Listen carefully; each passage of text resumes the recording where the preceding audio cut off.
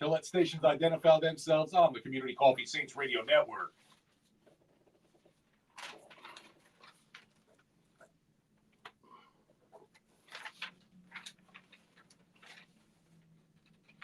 Regular season finale of the Caesar Superdome did not disappoint Cajun Cannon. A 48-17 victory for the Black and Gold. First half was a little, iffy, but the Black and Gold really came out in the second half on fire. Well, yeah, Dennis Allen, the team knows. You get off to a fast start. The fans are going to be there. They're going to be loud and proud. But if you don't get off to a fast start, look to start the game. I mean, if you look at it, we let them go 7 plays, 79 yards. We're losing 7-0. And when you think about it, we had the ball first, but we didn't score. So the fans were patient.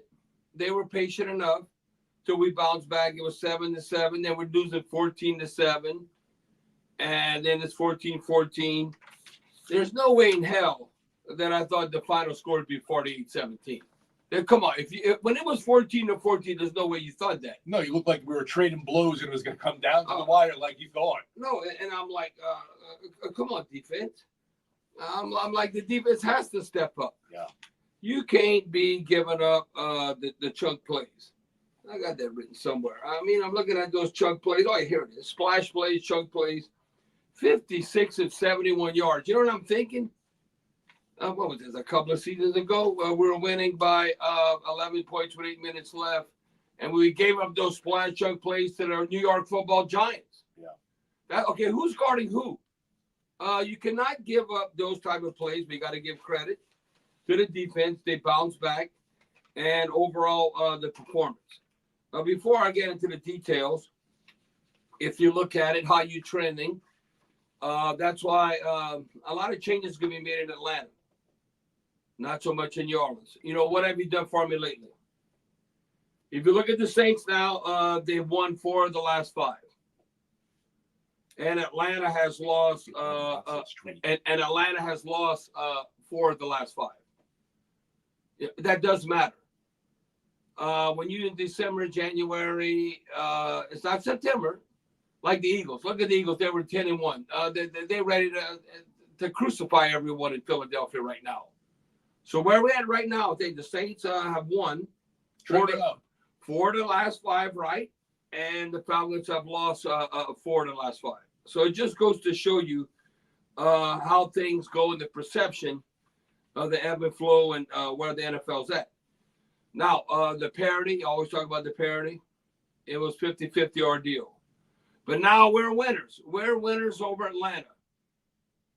Do you know we've played now, when you look at it, 100, this was the 109 matchup between the Saints and the Falcons.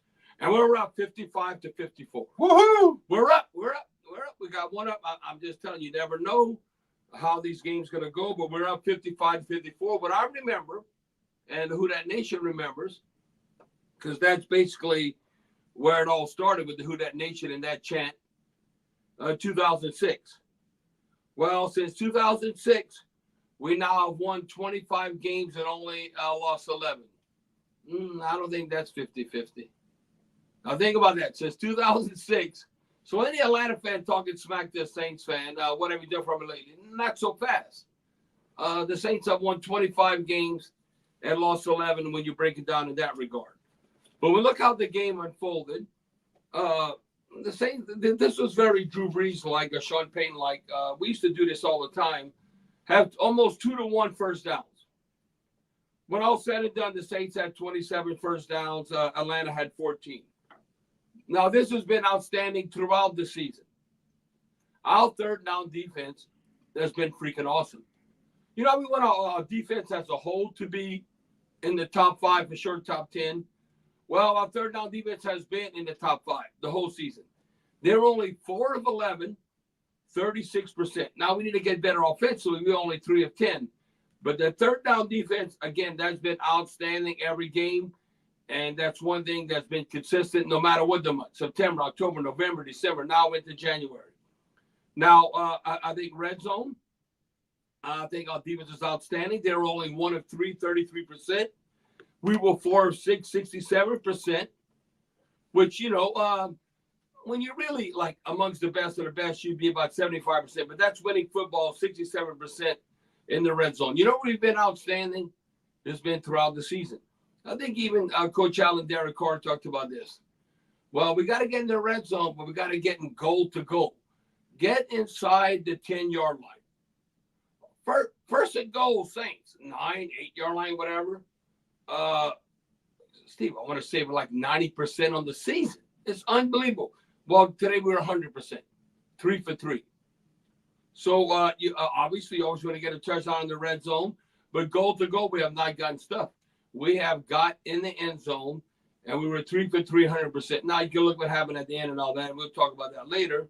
But the Saints had right at 400 total net yards.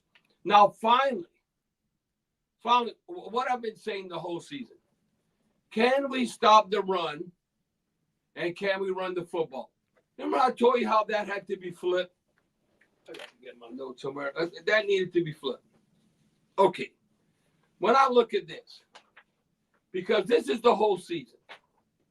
Okay, we've averaged like 3.5 yards a carry, but we've given up 4.5. That's got to be flipped, right? Yeah, I said that needs to be flipped. But guess what happened today? We averaged 4.5 yards a carry. We only gave up 3.1. Considering that's outstanding, considering the last 3 games against Atlanta, they ran for over freaking 200 yards a game. We all know how they closed out the game in Atlanta, ran over 200 yards. I got to give Dennis Allen, the whole defensive staff, the front 7, everyone doing their job, that we were outstanding in our run defense. They had 25 carries for 78 yards, 3.1 average. We had 154 yards rushing on 35 carries. So that's outstanding. We finally did what we need to do week in and week out to complement the quarterback. We need to average 4.2, 4.5 and give up if your run defense is right direction, like 3.5 yards. So we finally did that. Now, again, this might be a boring stat to the fans. Hebert, why you always bring this up? I know winning football. I've been around long enough. I know what it takes. Deuce and I talk about this all the time. You know why? One of the main reasons why sometimes it's been ugly and the Saints have a chance, and we got to wait and see what's going to happen late this afternoon. And it's a shame that we didn't get the double-digit wins because we were +3 for the game in the turnover differential. We were +3. Now we +11 for the season. And last year, you know, we were -11.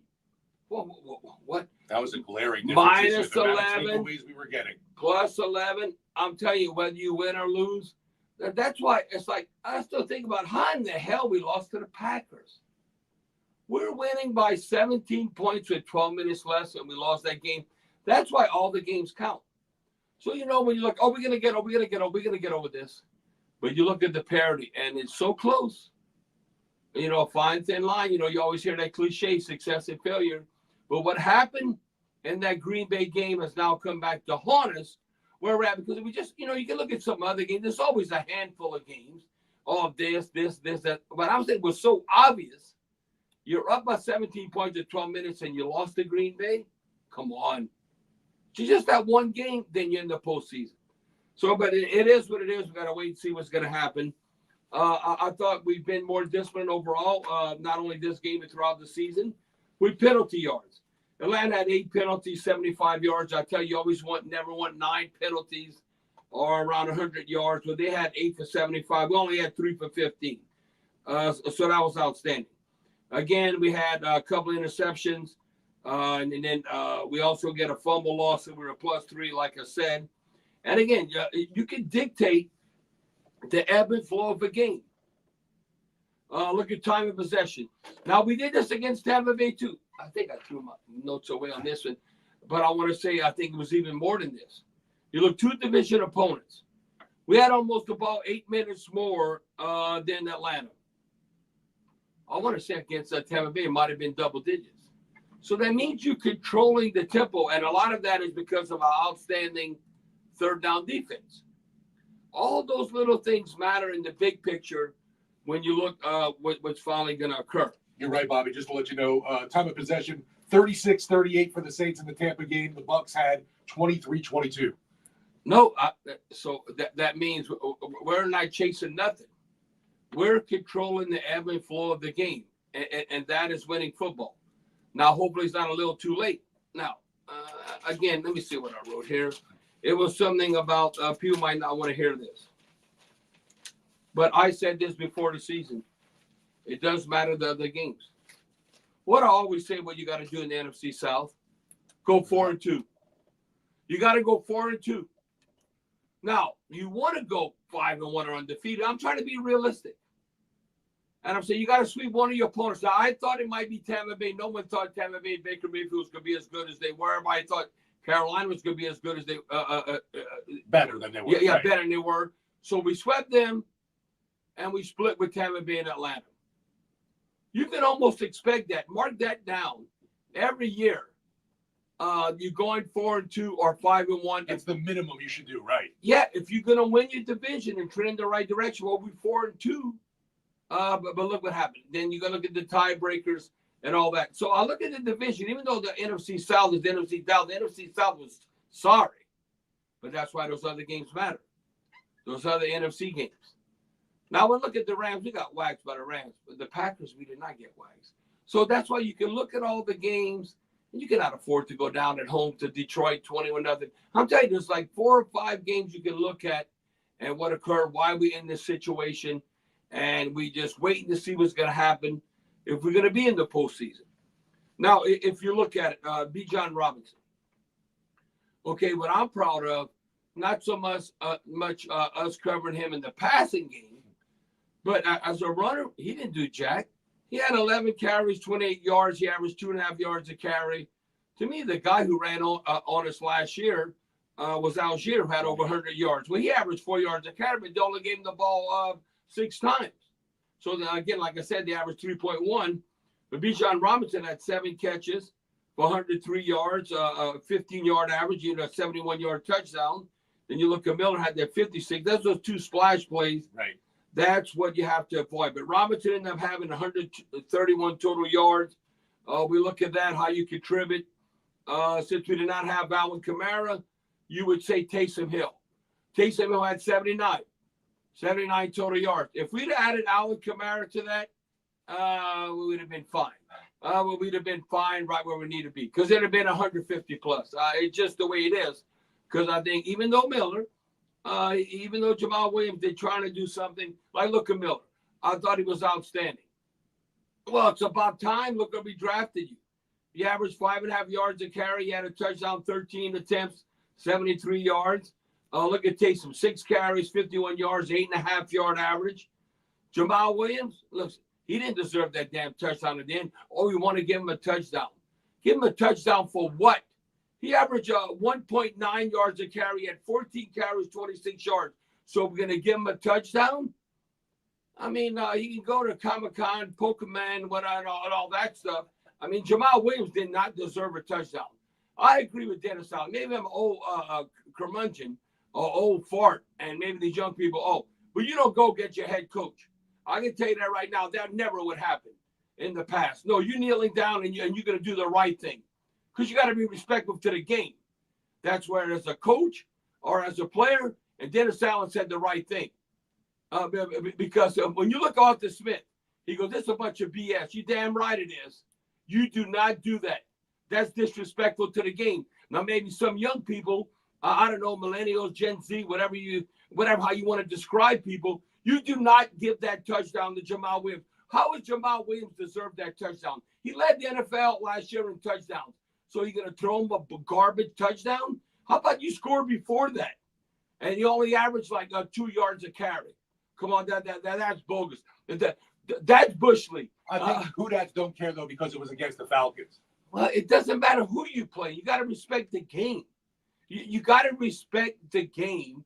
And that's why, I don't know. I guarantee you, back in the day, if the coach told you kneel down, then you kneel down. You don't go against the head coach. Now, you might say, well, Dennis Allen, can he control You always say, can you control the asylum or whatever, or what's happening? No, that's not right. That's not right for them to score at the end. Now, that's a different topic. Some people might not agree with me right there, but that's you talk about garbage yards. That's a garbage touchdown. Sure. Again, I went off on a tangent then. Now, I look at Desmond Ridder. Desmond Ridder, you think I hope Atlanta thinks he's their future quarterback. Right. Yet the Saints should win. I mean, Desmond Ridder, he started off hot when you look at him. But overall, Desmond Ridder's not going to be their guy of the future. Okay, again, it might tick off some Saints fans, what I'm going to say here. Derek Carr's the man. What? What are you talking about? No, Derek Carr is the man. I'm going to tell you why he's the man. It's always, what have you done for me lately? Now, if Derek Carr would have had the month that he's had the last 4 or 5 games in September and then fallen off the cliff, what have you done for me lately? Right. Let me tell you what Derek Carr has done. What have you done for me lately? You might say, well, Hebert, look at the opponents. Yes, but it's still the National Football League. Okay, Derek Carr has put together, I said this in the pregame, a 3-game stretch where he completed a league best 74%. Okay, you know what? Today he was 22 of 28. Okay, now think about this.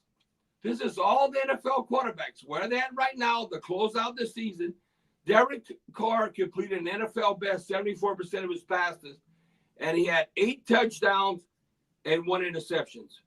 Well, you know what? Now he has 12 touchdowns and 1 interception because he had 0 today. So, and then he had a quarterback rating of 117. Today he had a quarterback rating of 145.5. Okay, you know the quarterback rating of 117? That was 3rd best mark in the NFL. Okay, there's 32 quarterbacks. So you can hate on Derek Carr whatever you want. That's why they got invested in him. And in the future, he's healthy now on the back end of the season. Listen, you better jump on board with Derek Carr because ain't nothing changing. What he done in December to close out the season, where we at, I don't know if we're going to be in the postseason, but what he did to finish the season, again, that's not an opinion. That's a fact. You might say, hey, Brad, that's your opinion. No, this is all the NFL quarterbacks. He's #1 in completion percentage, and he's has the 3rd best passer rating. He might, after today being 145.5, he might even move up in that category. So, again, I just go by what I see, and all of a sudden, what you're accomplishing. Look at this thing. Look. You want to talk about explosive chunk plays? Look at Rashid Shaheed. 3 catches. He averaged 22 yards a catch. Chris Olave, 3 catches. He averaged 19 yards a catch. A.T. Perry, he averaged 18 yards a catch. Now I'm rounding it off, but that's 4 touchdowns. Like Rashid 1, Olave 1, A.T. Perry 2. So again, that's what happened. And the one thing, you know what we've done, you know what I like about A.T. Perry? Damn sure, damn right he's diamond in the rough. You know what I like? Contested catches. Okay, it's 1-on-1, the ball's up there. You know what we did against Atlanta? We exploited the outside their cornerbacks. You know, when you're going against I was like Jesse Bates. Remember when he had that pick 6? Right. Well, that's a safety. No, he's like all pro. He's amongst the best. Pick on the outside guys.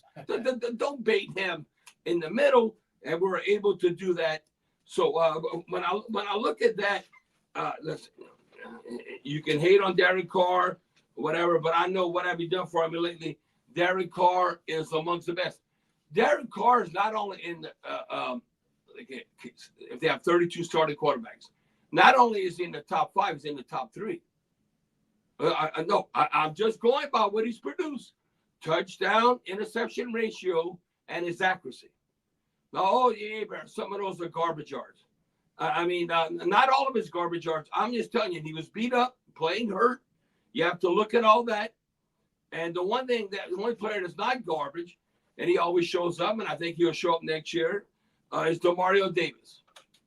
Double D, DeMario Davis, 9 total tackles. He led the team with 2 tackles for loss. Doesn't look like he has a high motor and that You don't like, oh, he's a step slow. You might say sometimes Honey Badger or different people, maybe they lost a step.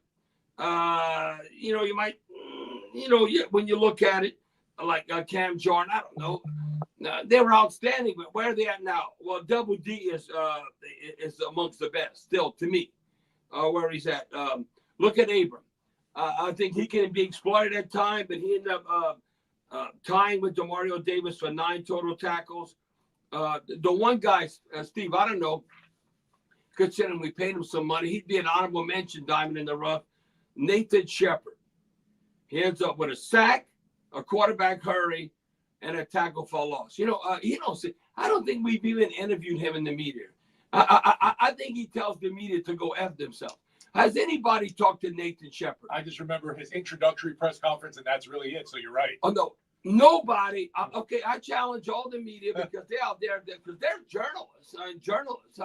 Go talk to Nathan Shepard. I don't know. People want to hear from him. Now we hear Colin Saunders. He talks all the time. Right. But he don't have the production of Nathan Shepard. He don't have that kind of production. I'm not hating on nobody. I'm just telling you what has occurred. But Nathan Shepard has stepped up big time.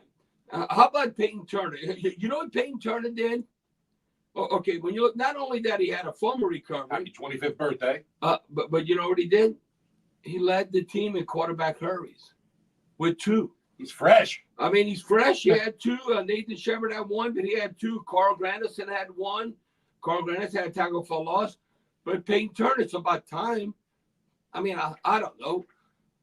I mean, do you have that much patience with him? I mean, I think next year, you know what's going to happen? Okay, Peyton Turner. Look what we have invested in you. We're not picking up your 5th-year option. So you know what Peyton Turner needs to do in his camp? I'm talking about his people. No, what Peyton Turner needs to do is kick ass next year. Right, have a paycheck kind of year. And then all of a sudden, either the Saints are going to pay you or somebody else is going to pay you. But the Saints aren't going to pick up that 5th-year option and all that because you got to do something first. Peyton Turner's like a poor man Marcus Davenport. He's like, we want Davenport. He's helmet as well. Peyton Turner has produced when he's played. I think if you can count when you think about Davenport's games. So let's say I'm just saying on the top of my head, like it's almost 2 handfuls. And I'm not just talking about one season. Let's say just look at this highlight reel of about 8 to 10 games with Davenport. And that's why the Vikings paid Davenport, but he's been hurt with them. But Peyton Turner, it might be 1 or 2 games. When Peyton Turner has played in a Saints uniform, he's on the stat sheet. Whether there's a quarterback hurry or a tackle for loss. Now, it might be only 2 or 3 times. Just 15 games in 3 years, Bobby. That's rough. Who's that, Peyton Turner? Right. Yeah, but I can remember games. He's right. He's contributing. You can see him in the stat line, tackles for loss, quarterback hurries and all that. But I think he realizes he got to put up or shut up kind of thing. But I don't know. It's a shame that the Saints are in the situation we're not in the postseason because I think we could be dangerous. We could be the type team, and hopefully, I don't know what's going to happen. It's 3-3. I'm looking at the Cardinals and the Seahawks. And right now, Green Bay's up 7-3 over the Bears right now. So, that both could go down to the wire. Right. But I'm telling you, you know what I like about the NFL postseason versus any major league or the NBA? What? Not necessarily the best team's going to win. Damn, Seattle just scored. But you know what's the difference? It's not a series. Remember, any given Sunday, as they say. It is one game.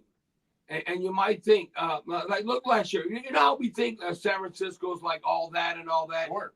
Well, I remember last year they scored 13 points against us.